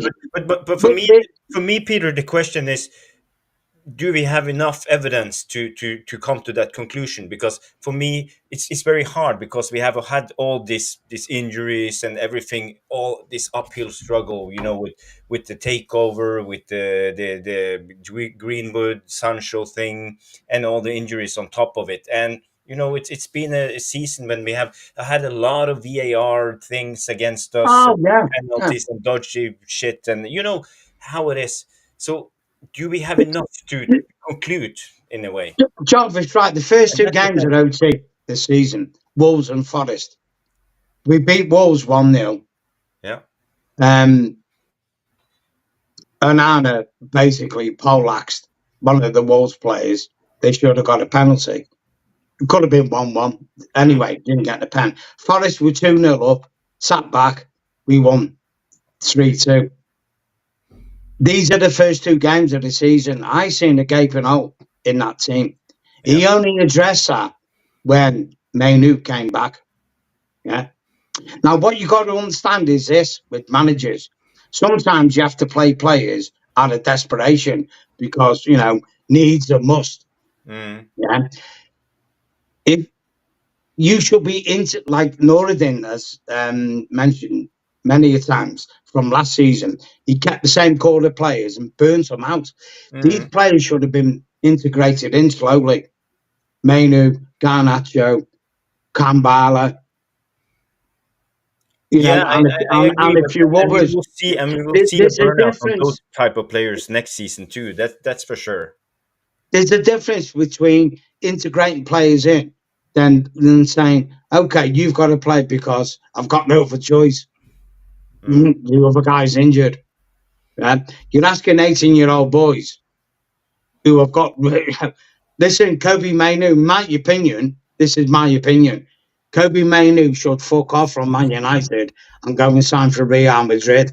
Go play with Jude Bellingham and be the baller you're going to be, because you're not going to achieve that at Man United in this current climate. He's not. And you Well, know, you both know in your hearts, he's not going to do that. Like, he's not. But I, that's I another kind of story.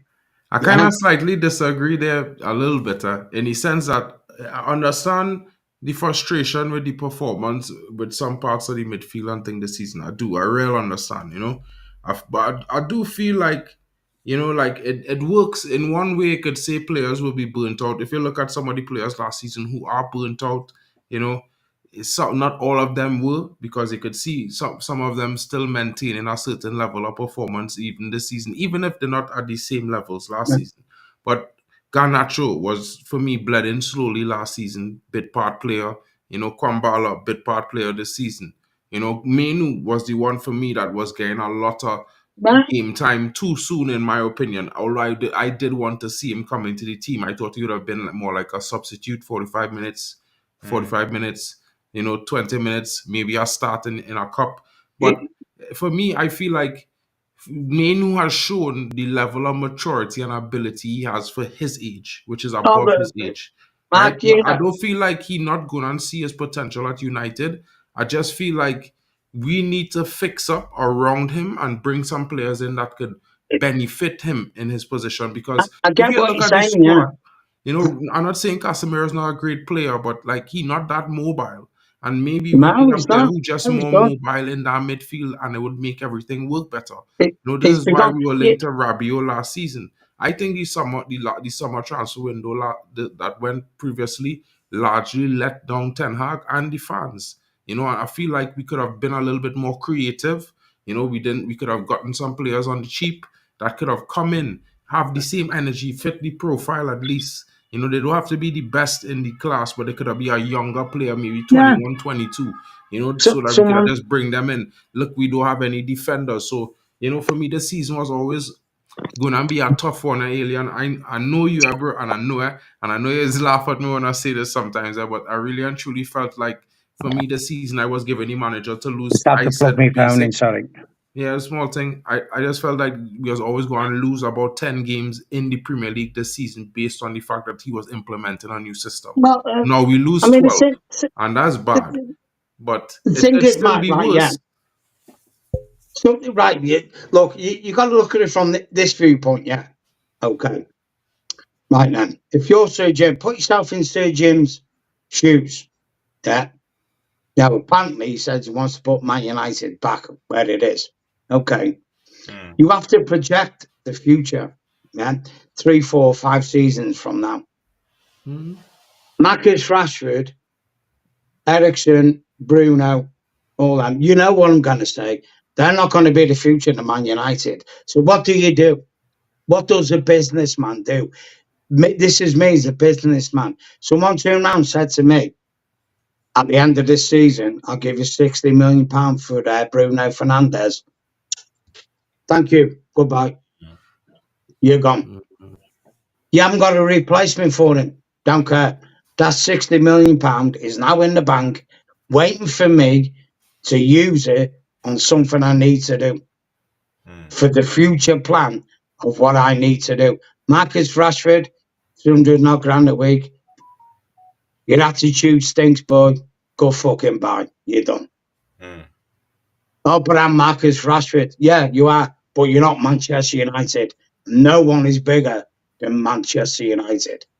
There's bigger 100%. fish that's been at this club than you.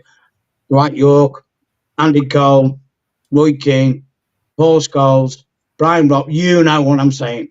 Go buy some. 60 million PSG. Go fucking buy. Take him. Gone. £120 million in the bank. Okay. But that just them 2 players, £120 million, you could go, okay, then I could target 4 players, £40 million. Top class, maybe top class, not. Yeah.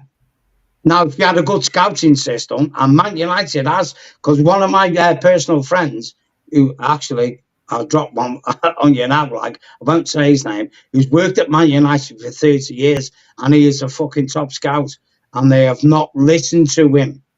I think I know exactly who you're talking about. He actually scouts my own club, my own hometown team, Chester. Yeah. And he's a top scout, and they don't listen to him. He scouted Kudos, scouted Casado, I could tell you the list of players he scouted. They don't listen. Hopefully, this will change with Sir Jim, where there is top class players there to be scouted, and you can buy them for like £10 million. 100%. We've got them there already. Letri, Ahmad, Fernandez. They're all there, just waiting to be played. Yeah. The problem is the manager we got and the regime he's had to operate under has not fitted that style of let's play these players, integrate them in, and play the football. That's the main problem because it's been geared for money. We're going to lose £15 million next season from sponsorship from Adidas because we failed to qualify for the Champions League. That was one of their stipulations. So Sir Jim has to look at it and go, I need to build a team that's going to get us back into the Champions League.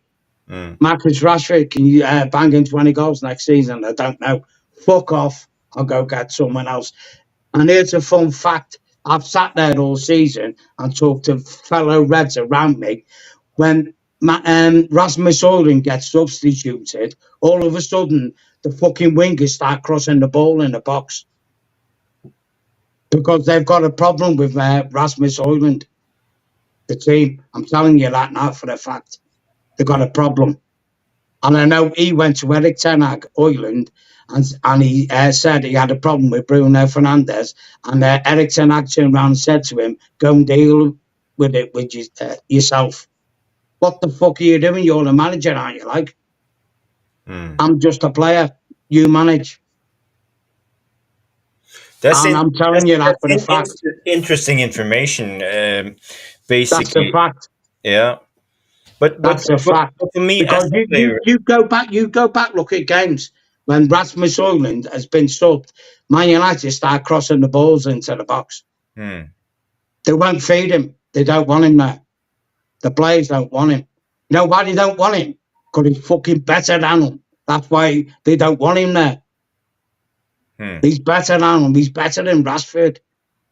More physical, more fucking skilled, and more lethal. You can't score if no one gives you the ball. Yeah. True. You can run round. You can be Pelé. Run round all day. If no one gives you the ball, you're not going to score. But when it comes to Højlund's first touch and sometimes his smartness, how he moves in the box in front of the goal, he's way too eager. He runs too fast. He always on the first post, and he always moves. He doesn't be available for the cutback. He doesn't look around and know where to put his body. So sometimes he needs to develop his game to be a striker, and at the moment he's not. He's like a mid-table striker. There's a lot of better strikers in the Premier League than him. Single down for sure. But what you have to look at is where Højlund came from.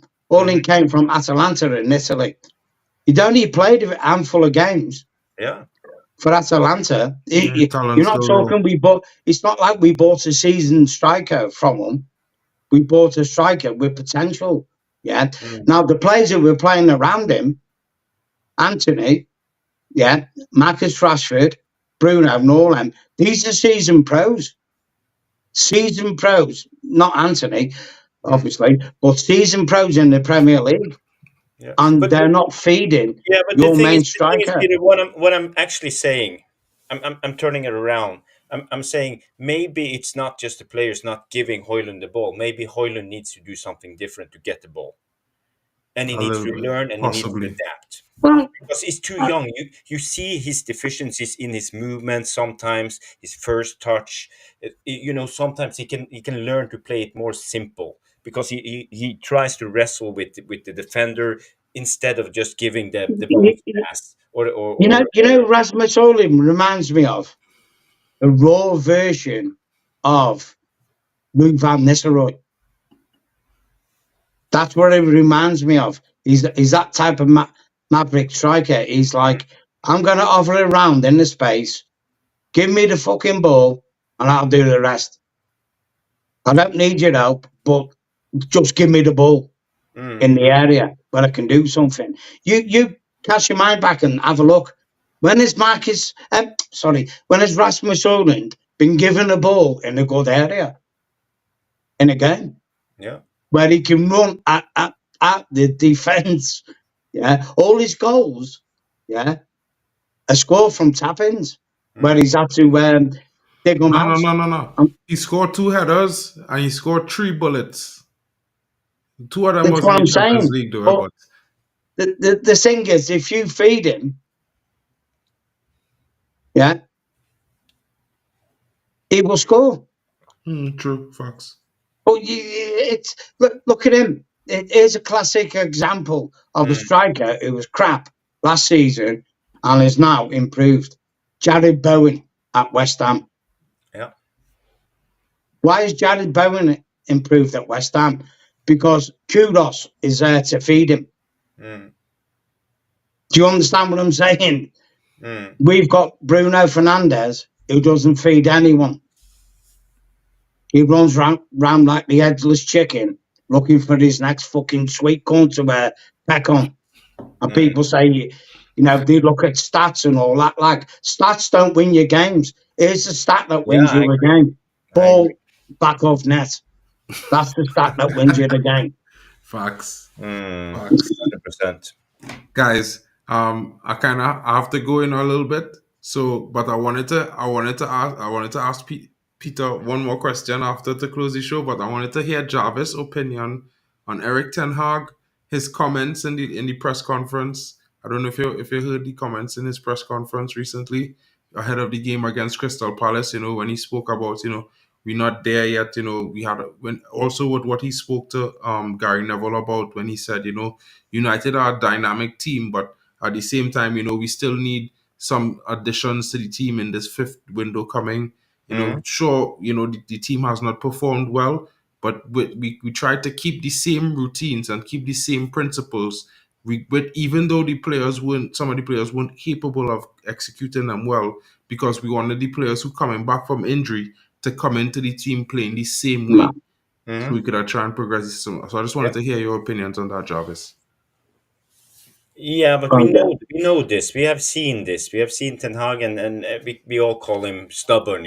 That's a common denominator of Ten Hag all of this season. Every game we call him stubborn because he persists trying his own way and not filling the gap in the midfield and trying to play the double pivot just to be a little bit more compact defensively and all of this. We know Ten Hag, he has a plan and he sticks to his plan. It could end well, but it could end disastrously. So this is the problem, and but at least we could say that Ten Hag stays consistent, and he walked the walk and talked the talk. So in a way, you got to respect it. We have been saying this. We need a strong manager who stays consistent with his style, and in a way, yeah, I can respect Ten Hag for it.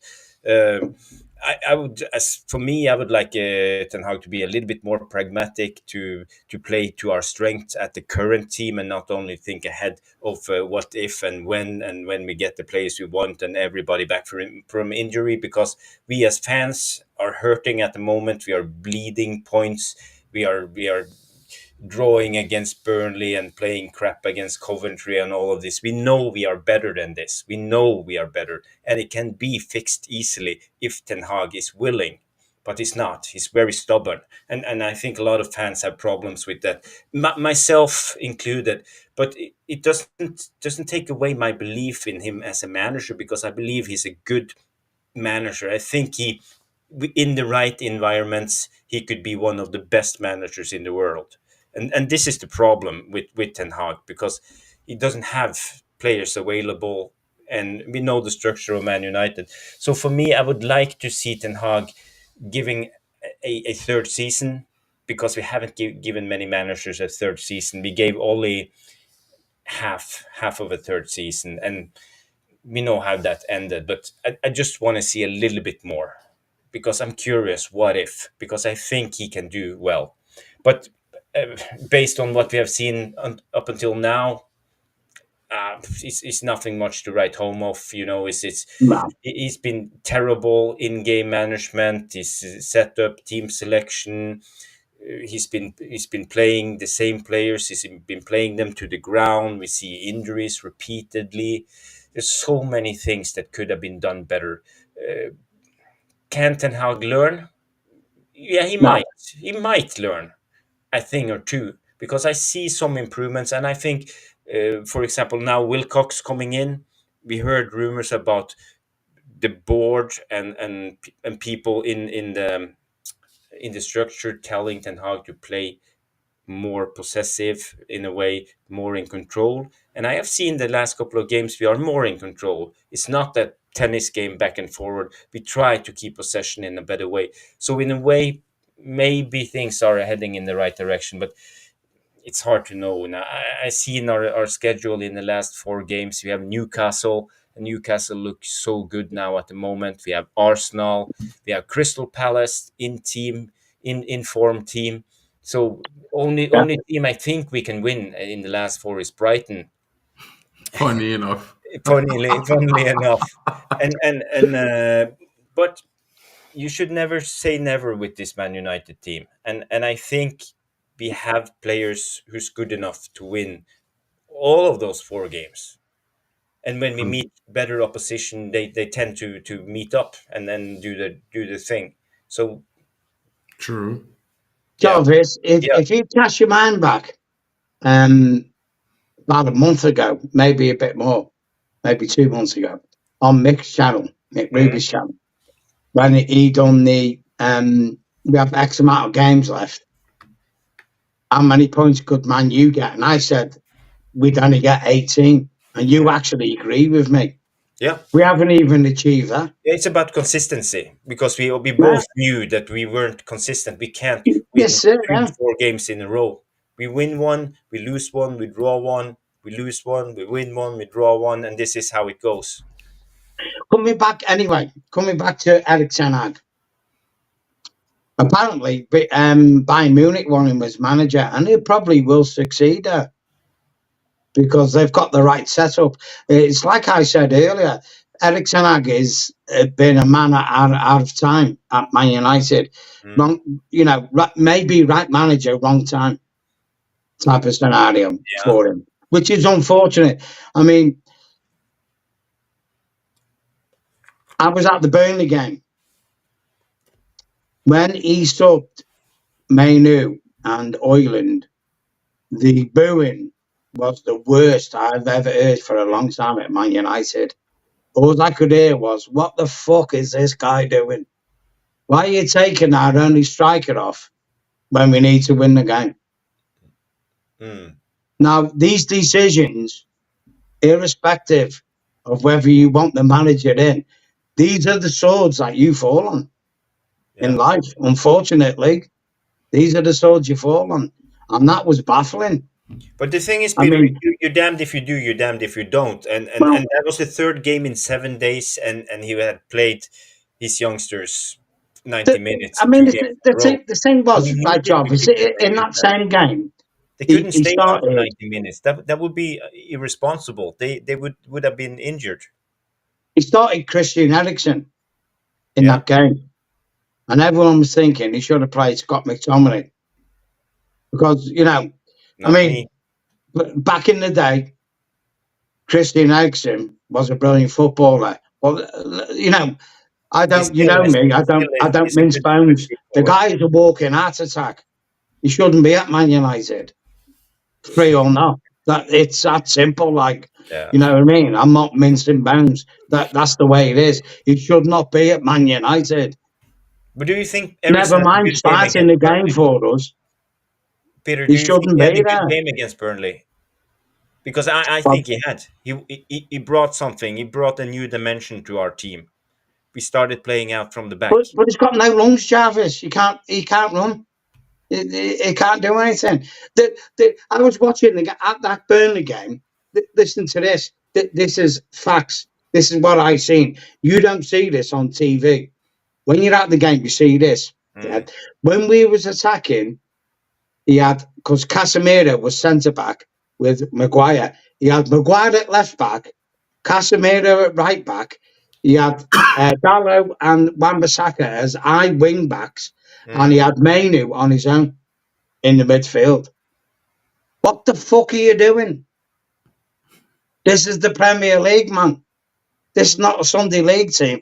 What you doing playing that dynamic? Soon as someone pinged the ball, which they did, if Burnley had a striker, they'd have beat us. Mm.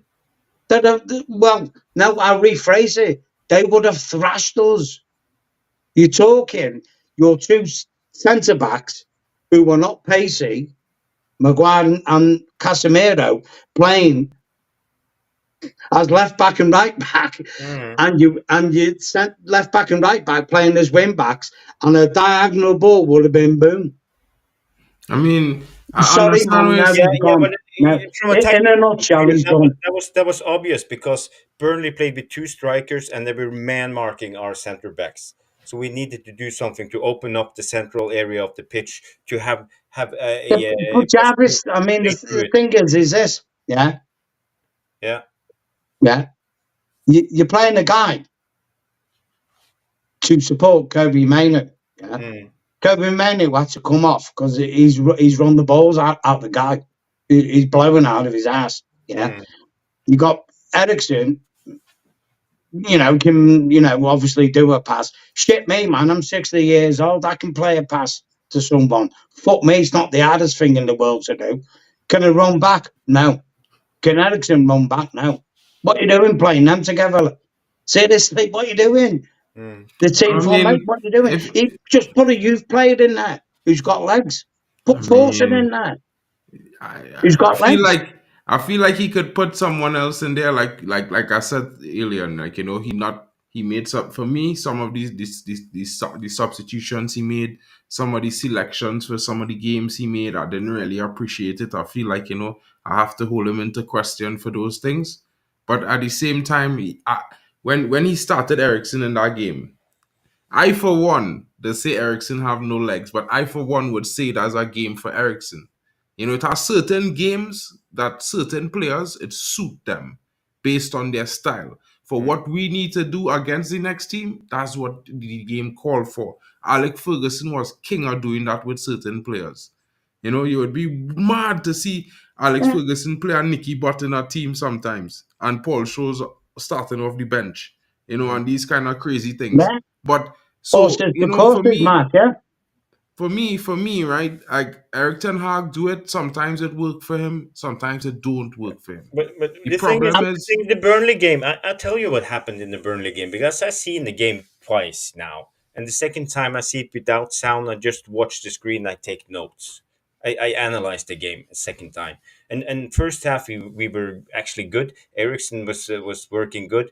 The thing is, when we came out in the second half, we started to play the long ball from Munana directly off the HOWLER. So our midfielders had to run a lot, up and down, because we were trying to force it. We lost our patience in our build up. We lost our rhythm in the game as we had in the first. Yeah. We started to forcing it, and suddenly Bruno was playing as the false nine. Bruno was all over the place, pressing the goalkeeper, pressing everybody, and suddenly he dropped down in the middle of the second half, starting trying to be the playmaker. He lost the ball 3 times in the build-up, creating 3 big chances for Burnley. So Bruno is very, very, I would say, See, undisciplined in a way, and we lose our composure as a team because he 100%. he gives, and people give me so many comments because they think I hate Bruno and have an agenda against Bruno. I right. love Bruno when he plays disciplined because he's one of the best midfielders in the world. I'll When tell he's you disciplined, exactly what it is. but Yeah, he forces it. Jarvis. This is the You, problem. you go look at Man City, because obviously they're the yardstick. Yeah, Man City players run more than Man United. Yeah. Yeah, to the eye, they control the game and they don't run. You know why they run more and they control the game more? Because they're near each other, they move around and they pass and move the ball Mhm. instead of just aimlessly running around. It's what that does when you have a triangle. This is what Pep Guardiola does. He's done it all his life as a manager. He plays a constant, fluctuating three-player triangle that rotates all the Yeah. time. So you pass, move, pass, move, pass, move, pass, move. No one player is burning energy constantly because he has a pass on. Have I True. got an option? No. Okay, give it to you. I'll go give you an option. Give it to you, give it up. You see Bruno Fernandez up and down like an headless chicken, burns Mhm. I out. mean, That's school that's not coaching. really the case, Tano, because with the same time, the Man City players, they weren't doing that in the first 2 seasons under Pep. No, It's he only in wasn't. his No. third and fourth season that you really see those patterns starting to emerge where there's constant triangles everywhere about the field. And for me, this is the problem. The problem is we're not giving, if you even Ollie, if you want to say, we're not giving the manager the time and the ability to enforce those same principles with our squad. And while we might have very good quality players on a similar level to maybe Man City and Liverpool, right? They don't have the know-how No. in the system to do it To at do it, yeah. a fluent, Exactly. That's consistent it, yeah. level. And that's the biggest problem. And time is the only thing that's gonna change that. And time, as I meant to say that, guys, I kind of run out of time. I'll Sorry just about say that. this, yeah, quick before you go. Jarvis said it in one of his streams, yeah. Don't buy any players this season. Use the money, what we've got, to pay players off and get rid so you can implement a system with 100. players. Uh, Listen, there's an old saying in England, you can't teach an old dog new tricks. What do you do with the old dog? You get rid. You don't put them down, you get rid. And go, you're not up to the system. That's it. So if we had, say, £200 million to buy players, don't buy players. Spend Yeah. that money to get rid of the players out, and then what players you want to keep and what players you can bring from the youth. Because I'll tell you now, like we have got some kick-ass fucking youth players coming through. We You do. know We that, don't do. you? We got some kick-ass players. Mm. Start implementing them into that system that you want to do. And the point is this: whatever manager comes in, whether it's Ten Hag or whatever, you tell them this is what you're going to do in that system.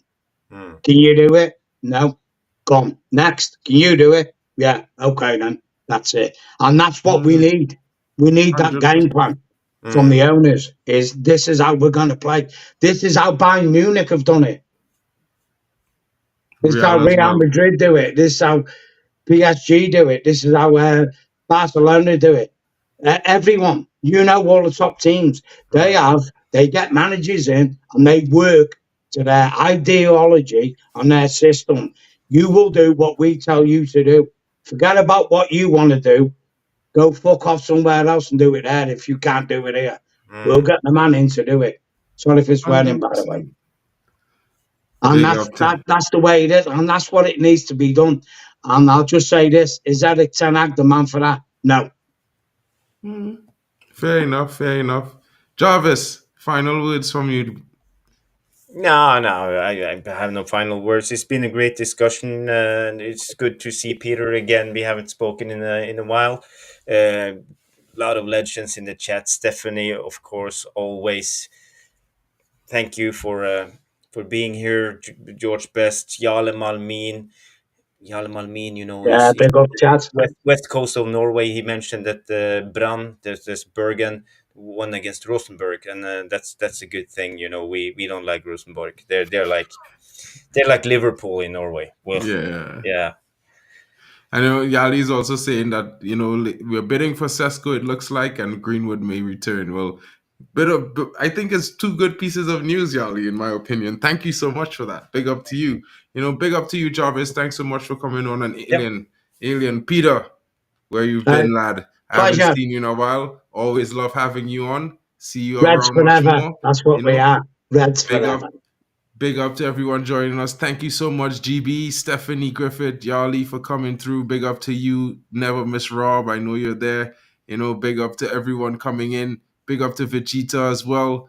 And thank you guys for taking the time to enjoy us. I know there's like 45 people watching on X right now. Thank you so much for Nice. joining us. Good. Don't forget to give us a like and a retweet. Thank you so much. And I hope you guys have a great night. Big up to all of you. It's from Jarvis, Peter, and myself. Have a great evening. It's been Manchester United all day, and it's Manchester United tomorrow. So you know what? I'm doing my match preview for the game against Coventry tomorrow afternoon. So guys, if you have time, Crystal tune Palace. in. Yeah. Crystal Palace, Mark. Crystal Palace. Crystal Palace, my bad. Big up to He's everyone. haunted by the Coventry game, isn't he? Getting late. Crystal Palace, guys. We'll be facing Crystal Palace away on Monday. So match preview tomorrow. Have a great night, everyone.